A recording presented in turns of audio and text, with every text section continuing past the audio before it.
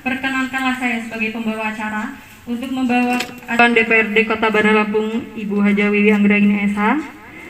Yang kelima, pemaparan sosialisasi pembinaan ideologi Pancasila dan wawasan kebangsaan yang disampaikan oleh narasumber.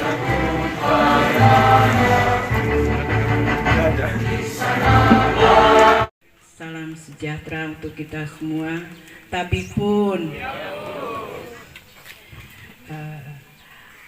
yang kami hormati Bapak narasumber Bapak Ustadz Suparman Abdul Karim MPDI, yang kami hormati narasumber Ibu Widya Rizky SE AKT MSI, dan yang kami hormati mungkin hadir Bapak Lurah atau yang mewakili, Bapak RT atau yang mewakili, dan Bapak Lingkungan atau yang mewakili. Pengenalan pembinaan ideologi Pancasila ini mungkin pernah ada atau baru pertama sekali Ibu hadir di dalam acara pembinaan ideologi Pancasila ini. Adapun pembinaan ideologi Pancasila ini untuk di Kota Bandar Lampung, khususnya di DPRD Kota Bandar Lampung, baru diadakan tahun ini. Selama ini kita COVID-19 dan tidak ada pertemuan. Semoga COVID berakhir, kita selalu bertemu untuk bersilaturahim. Amin. Bapak Ibu sekalian, nanti narasumber akan menjelaskan apa sih Pancasila dan wawasan kebangsaan itu. Mungkin Bapak Ibu sekalian sudah tahu tentang Pancasila, sudah tahu tentang wawasan kebangsaan, dan nilai-nilai yang ada di dalam Pancasila itu sendiri, nilai ketuhanan, kemanusiaan, keadilan, kerakyatan, dan persatuan, semua ada di dalam nilai-nilai di dalam Pancasila. Mungkin Bapak Ibu nanti ada yang mungkin hafal dengan Pancasila, hafal dengan Sumpah Pemuda. Kita ini sekarang ini udah dalam satu kesatuan, dalam satu NKRI, dan kita harus mengamalkan. Selama ini mungkin di era mungkin 80-an ke atas ya, kita sudah meninggalkan etika berpancasila. Apa sih itu Pancasila dengan masuknya ideologi yang mungkin Bapak Ibu ketahui. Dikuasai oleh negara di Republik Indonesia ini tidak memperbolehkan perorangan menguasai atau memonopoli. Jadi hal-hal yang menguasai hajat hidup orang banyak itu dikuasai oleh negara. Nah, nanti kita akan lihat ini bagaimana perbedaan dengan ideologi yang lain. Itu yang ketiga. Kemudian perekonomian nasional diselenggarakan berdasarkan atas demokrasi ekonomi dengan prinsip kebersamaan. Contohnya apa? Koperasi. Ya, koperasi itu bisa berdiri, itu iuran dari masyarakat. Yang banyak makan bensin siapa? Orang kaya. Gajinya gede. Loh, jadi gimana ini? Betul nggak? Ya, jadi kebijakan pemerintah untuk menaikkan harga BBM itu sudah tidak bisa ditolak lagi. Pertama, Indonesia, Ibu Sri Mulyani itu hebat kebijakan moneternya, itu bisa mempertahankan Indonesia di masa resesi. Orang COVID kita mah nggak kerasa ya. Nah, sampailah di titik di mana kita tidak bisa lagi mensubsidi, harus mengurangi subsidi. Pilihannya mengurangi subsidi apa nambah utang. Nanti kalau misalnya nambah utang kan anak cucu kita, Bu, yang akan menanggung, ya kan? Nah, ini mau tidak mau pelan-pelan subsidi itu dilepas. Makanya tidak serta-merta kan masih boleh walaupun harga Pertalite naik jadi 10.000, tapi ada kriterianya.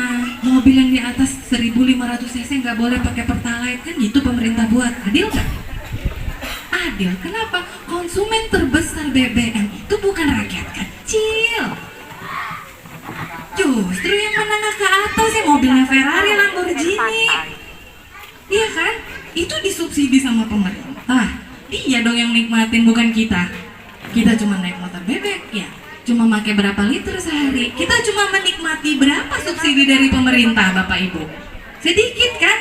Nah, makanya ketika kita melihat satu kebijakan itu kita harus lihat dari perspektif yang berbeda. Jangan hanya membaca headline koran-koran online maupun headline media-media cetak lainnya. Gitu. Jadi jangan heboh dulu kita, ini masyarakat ini nggak dibela sama pemerintah, ini gimana, harga pasti naik. Harga naik itu sudah pasti, karena setiap tahun kita pasti yang mengalami yang namanya inflasi. Tahu kan ya Bapak Ibu inflasi apa? Harga barangnya naik atau menurunnya nilai tukar uang. Kalau dulu kayaknya 100 rupiah itu udah bisa beli macam-macam, sekarang nggak bisa, ya itu karena inflasi. Faktor inflasi itu banyak, ya. Inflasinya gila-gilaan. Pernah terjadi di Hungaria Bapak Ibu. Pemerintahnya kekurangan dana, dia cetak banyak-banyak. Sebentar itu masyarakat tiba-tiba punya uang banyak, ya kan? Suplai. Nelly, nenek lincah. Usia beliau sudah 58 tahun. Masih lincah ya, masih grace. Semoga beliau sehat, panjang umur, makin amanah menjalankan tugas sebagai wakil kita.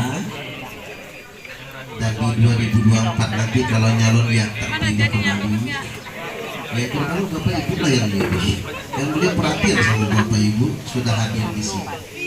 Dan jangan capek, jangan ngantuk sekarang. Karena kabar-kabarnya ada sangu pulangnya ini kayaknya. Jadi kalau bubar duluan jangan dikasih sangu ya Bu ya. Selanjutnya yang saya hormati pemateri pertama Ibu. Namanya Bu? Saya Ibu wanita dari PAC Buat Halim. Saya mau tanya dengan Pak Farman, kira-kira pondok pesantren seperti apa yang baik untuk memasukkan anak atau keponakan di wilayah Lampung? Ya, terima kasih Pak. Assalamualaikum warahmatullahi wabarakatuh. Ini mungkin ditunjukkan untuk ibu-ibu yang di depan. Saya bingung. Ini tentang, dari tadi kita membahas tentang ekonomi terus wawasan kebangsaan. Satu yang masih ngeganjel tentang hukum, Bu. Hukum di Indonesia ini menurut saya belum adil, dan saya ingin tahu pandangan Ibu dan Bapak semua ini tentang hukum di Indonesia sendiri itu seperti apa. Terima kasih. Ini Mas yang pakai. Ini ada beberapa pesantren yang sudah ditetapkan terafiliasi terorisme. Ya. Saya nyebut aja gak apa-apa karena sudah tak saya record ya. Ulul Albab di Jati Agung ya. Hati-hati masukin anak ke sana. Al Musin Kota Metro. Abu Bakar As-Siddiq yang ada di Waidadi itu, di Stadion Senang ya sebagainya di kita itu. Kemudian yang bukan Nurul Iman yang ada di Pesawaran Bapak Ibu. Ada beberapa titik yang antara lain ya. Kalau mau aman betul ya Bu, mau aman betul, carilah pondok pesantren yang berlabel NU, label Nahdlatul Ulama. Itu aman dari radikalisme. Jadi begini Bapak Ibu, jumlah pondok pesantren di Indonesia itu 28.800 pondok pesantren, ya. Yang terafiliasi terorisme hanya 198. Berarti kan hanya 0,7% kan? 99,3% pesantren masih setia NKRI. Nah, saya khawatirkan kita ini bukan milih yang 99,3, kepilih yang 0,7%. Itu yang saya khawatirkan.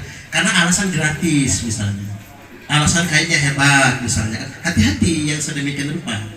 Belum lagi sekolah-sekolah yang diselenggarakan oleh orang HTI. Udah kelihatan tuh, mulai ngeracukin orang tuanya. Nah, hati-hati juga memasukkan anak ke SDIT.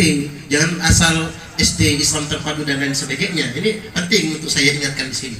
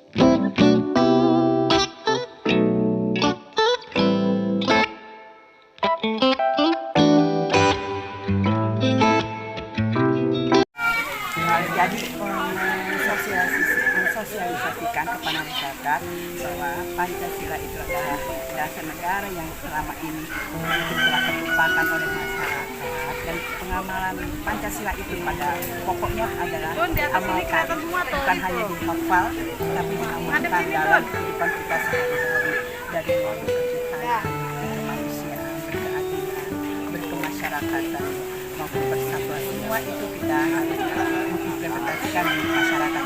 Jadi masyarakat tahu jangan lagi ada ekstrim-ekstrim seperti yang dikatakan oleh narasumber tadi, masalah-masalah seperti bisa membuat viral, apalagi masalah ekonomi yang sekarang ini lagi viral, masalah jadi dengan ada pencerahan itu masyarakat tahu, oh ini ya maksudnya. Selama ini kan masyarakat tahunya dengan viral dan ikut-ikutan demo, bahwa tapi keuntungan bagi mereka tidak ada. Sebenarnya masalah demo dengan tawuran itu kan tidak baik kan. Itulah Pancasila itu harus diamalkan di masyarakat. Ibu, ini kan kita kemarin di tempat Ibu, sekarang dipindah lagi juga kedepannya ada nggak sih Bu nanti kita sosialisasi KIP ini ke sekolah ataupun ke mahasiswa? Bisa aja ke mahasiswa, ke sekolah asal kita diizinkan untuk, karena ke sekolah kadang-kadang orang itu takut dengan ada nilai politisnya di dalam itu. Makanya kami mengadakan ke masyarakat, kalau di kemahasiswaan mungkin mereka sudah dapat pembelajaran dari dosen-dosen atau pelajar. Kalau di masyarakat kan kadang-kadang masyarakat ini tidak tahu. Seperti contoh tadi, untuk bertanya aja mereka nggak tahu apa yang mau ditanya, karena mereka itu rata-rata cuma mau ikut-ikutan. Oh ramainya kesini nih, ramai gini. Yuk demo BBM, ayo demo BBM. Sebenarnya mereka kalau mereka menyadari itu apa? Karena kan dipandang perlunya itu pemahaman ideologi Pancasila kan ke anak-anak sekarang, generasi lah. Generasi yang kalau generasi kita yang sudah 70-an ke atas lah ya, itu udah paham dengan etika. Kalau anak-anak sekarang itu lebih percaya pada ini ya, gadget. Iya. Berita-berita yang ada itu entah hoax entah apa, itu mereka cepat menyerapnya. Nah, untuk menangkal hal-hal inilah kita sosialisasikan kepada masyarakat bahwa apa yang diberikan itu belum tentu benar, harus ditelaah lagi. Benarkah? Nah, inilah untuk pencerahan kepada masyarakat, khususnya di Bandar Lampung.